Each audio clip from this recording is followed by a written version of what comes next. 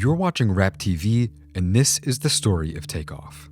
In the early morning hours of November 1st, 2022, Takeoff was shot and killed at a bowling alley in Houston, Texas, after a private party to celebrate the birthday of Jay Prince, a well-known music manager and an influential figure in the Houston hip-hop scene. While the true details of how and why Takeoff died are completely unclear, whether it was an accident, a setup, or a cold-blooded murder, one thing is for sure. With Takeoff gone, the world of music has lost a true legend. The Migos were three close family members and best friends who started from nothing and went on to change the sound of both hip-hop and pop music forever, and Takeoff was a third of their entire sound. Without his calm, cool, and collected delivery and persona, the Migos would probably have never reached the incredible heights that they did. From 2013 to 2020, Migos were the sound of trap music, bringing Atlanta culture, language, and music to the mainstream stage on a level that had never been seen before. The rising commercial popularity of trap music has become a huge part of the American pop sound, and the Migos' ability to make massive hit songs over and over only made it happen that much more quickly. But none of that ever would have happened without Takeoff. But even more important than the #1 albums and the viral songs was the bond that the Migos had as people. All three of them were raised together in Georgia as kids and then later found international success together as adults. The Migos bond was iconic, and it was a huge part of why they were so well loved in the first place. An entire generation of kids, teenagers, college students, and music lovers all over the world saw Takeoff as a musical hero for his raspy voice and focused delivery that was wildly popular for almost a decade straight. Seeing the Migos rise to the top of the industry over the last 10 years and truly earn their success as rap legends makes Takeoff's death one of the most heartbreaking losses of an artist in recent memory. But what's even more tragic is that he was far from finished, having released an album with Quavo just a few weeks before he shockingly lost his life. This is the story of Takeoff, an amazing rapper who is both the most underrated yet talented artist in one of the most famous rap groups of all time. The story of Takeoff, an artist who deserved nothing but respect and whose name will continue to live on forever now that he's gone. Takeoff was born on June 18, 1994 in Lawrenceville, Georgia, a small city outside Atlanta. He was raised alongside his uncle and his first cousin once removed, who would later go on to be known as Quavo and Offset, the other two-thirds of the Migos. While Takeoff was the youngest of the crew by 3 years, he was the one who would later convince the others to start taking rap more seriously. Takeoff loved music from an early age, and he first started making beats and writing rhymes when he was just 12 years old. But Quavo and Offset both played football in high school, and early on they were much more focused on sports than rap. But while they were busy at practice, Takeoff would download beats from the internet and make homemade mixtapes all by himself. The story goes that when Quavo and Offset would get home from sports practice, Takeoff would play them his music. At first they didn't take him seriously, but over time they realized that he might be onto something, and eventually they believed in his vision so strongly that the three of them dropped out of high school together to start making music full time. If it weren't for Takeoff's early vision and passion, there was a good chance the Migos might never have existed at all. It wasn't long after that the three of them began hustling their mixtapes around Atlanta that they caught the attention of one of the city's most influential artists, Gucci Mane. Gucci became an early mentor to the Migos and let them record at his studio for free. He also showed their music to his friends Kevin Lee and Pierre Thomas, who would later become instrumental in the Migos' career when they signed them a few years later.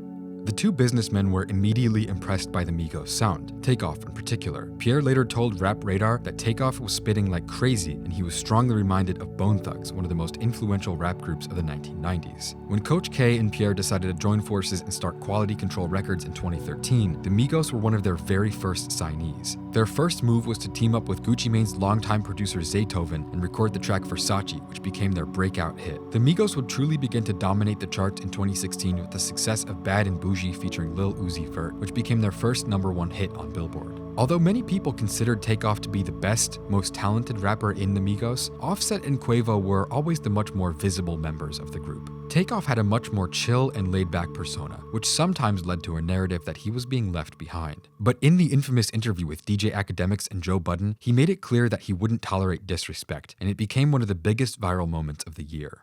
You say I'm left off Bad and Bougie? What'd you say? You say I'm left off Bad and Bougie? Yeah. Do it look like I'm left off Bad and Bougie? Takeoff had some really memorable moments on the Migos' early albums. Songs like Cross the Country, Narcos, and Slippery include some of his best verses ever. But after a few years of major success, the Migos took some time to work on solo albums so they could come back with a new perspective. Takeoff's album The Last Rocket came out in October 2018 to major critical acclaim. The project proved that Takeoff could stand on his own as an artist, and many people to this day feel that it was the best album out of any of the Migos' solo projects. Peaking at number 4 on the Billboard charts and staying on the charts for over 10 weeks, to this day the record has almost 400 million streams. The Migos would then reunite for what would tragically be their final album, Culture 3. While it was initially announced in 2019, it wouldn't come out until June 2021. And while it wasn't quite as critically acclaimed and commercially successful as the first two installments of the Culture trilogy, Culture 3 was still a satisfying conclusion. The project featured some big hits like Need It and Straightening, and it proved that the Migos were still a dominant force in hip-hop after nearly a decade. But following the release of Culture 3, internal disagreements within the group led to an indefinite hiatus. In 2022, fans noticed that Offset and Cardi B no longer followed Quavo and Takeoff on Instagram. And shortly after that, Quavo and Takeoff announced that they were forming a separate group from the Migos, while Offset opened a lawsuit against their label over the ownership rights to his solo projects. It's still not entirely clear what led to the split, but in a recent interview, Quavo and Takeoff alluded to Offset being disloyal. They didn't eliminate the possibility of a reunion, but they did reveal that they had no further plans to ever continue Migos at that time. Quavo and Takeoff have been teaming up to release new music for most of 2022, including a fun, exciting track on DJ Khaled's new album, a few singles of their own, and most recently they dropped an album called Only Built for Infinity Links just a few weeks ago. Watching through all of their music videos and interviews from this year, it seemed like they were having a great time and truly enjoying the music they were making. And as always, Takeoff was highly praised for his lyrical ability and how much he's continuing to develop as an artist. He was a huge part of some of the new album's best songs, including tracks like Nothing Changed and Messy. In a recent appearance on the Drink Champs podcast, Takeoff admitted that he still felt like he had a lot to prove as an artist, despite his long list of achievements. Time to prove it.